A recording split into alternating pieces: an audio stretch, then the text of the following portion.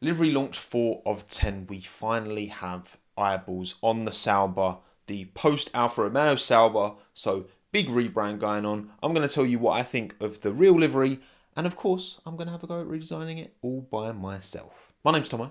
Let's talk about it.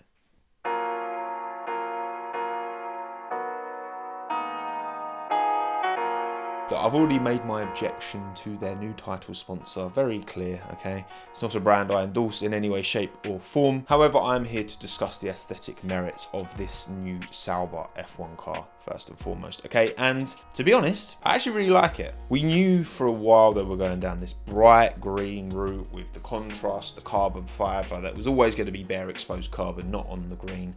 And I'm glad they've gone in, especially on that front wing as well. I think the front wing that was the first thing we saw really, wasn't it? I'm glad they've gone that way. We so often see these cars from that front on angle.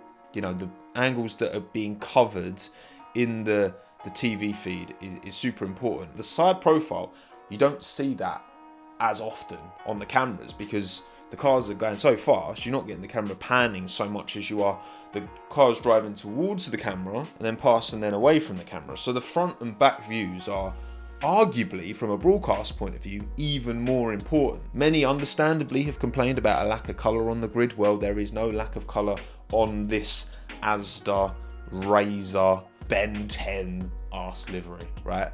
You know what? Fine, okay? It's a bright, bold colour, and you know what? It's all carbon, or green, or white. There's no colourful sponsors insisting that they use their brand colours in, which is a good thing. Okay, I'm happy with that. The rear wing is a kind of full green wraparound, which I appreciate that. The wheel covers are very cool. Yes, they are fundamentally roulette tables, I guess, in their design, which obviously gambling company shock. Also from the side profile, you can see where it will be branded as kick, not stake, and you know, places because of gambling laws. I know a lot of people have said, oh, this is so Motorsport Manager F123 with the fundamental design, but I mean, what makes it's a livery at the end of the day. And actually the way the green kind of comes down is quite different and creative in the way it kind of comes along under the undercut of the side pod with the green as well. I think it looks really smart, to be honest. The thing, and it's not just because I don't like the brand, but they've got 2 logos on the side. No, ridiculous. Stop it. Just keep that space free for another potential sponsor. I mean, you know Audi are not going to put their logo anywhere near this car for the next 2 years. And you know full well that stake won't be anywhere near the car from 2026 onwards. So I guess we'll just have to accept this as we go. And also there's some interesting changes just in terms of the actual body shape, which you can see the undercuts on the side pods and the bottom chin lip. So, tier list wise, this for sure is better than the Haas and the Williams for me. It's going into the mile bang section, just behind McLaren. Look, I mean, you look at it on that picture and actually they look very similar at a glance.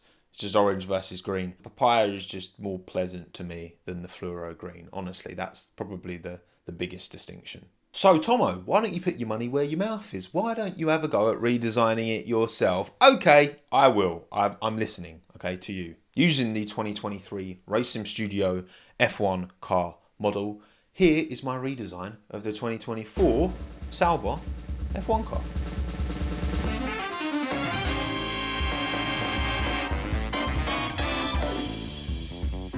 As you can see, very, very different to the real thing. And the thing I like most about the real thing, which is how bright and green it is something I haven't carried over to this because I wanted to try something a little bit different. I had this idea, to be fair, I had this base idea from way before we actually saw the livery. It was just a matter of seeing the real thing and then adding logos to it. So, will this have the legibility of the real car? No, but I would be interested to see how this kind of swishes and swooshes all over the car, how much that would pop on screen. I'm really not sure if it's quite enough. You know when people talk about a car looking like it's moving when it's sitting still? Well, surely this is that personified, right? I'm really happy with how this looks. Now, again, will it pop as much on screen as the real thing?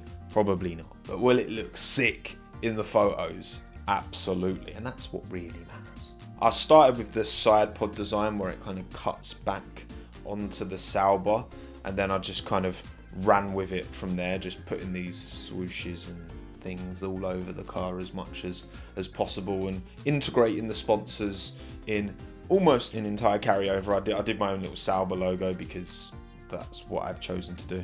And I've not put a second Sauber logo up the top. I've put the Singer logo there because actually they're quite a significant sponsor on this car. Clearly, when you look at the real thing anyway, look at their prominence on the car.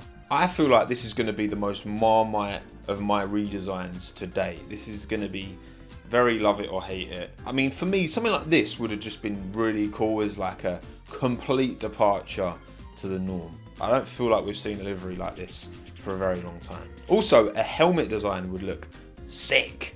Just carboned with like Valtteri or Joe. You got to do that as like a one-off at some point, surely. I'm actually going to say it. This is my favourite one that I've done. For me personally, I think this is just really different and interesting and cool. I like it. I like how this has come out. But once again, who cares what I think? What matters is what you think. So let me know in the comments down below your thoughts on this one. Drop a like if you enjoyed this one, and make sure you subscribe to the channel and turn on notification bell so you don't miss the remaining 6 redesigns I've got to do. That's a wrap. My name's Tommo. Thanks again. Have a good one.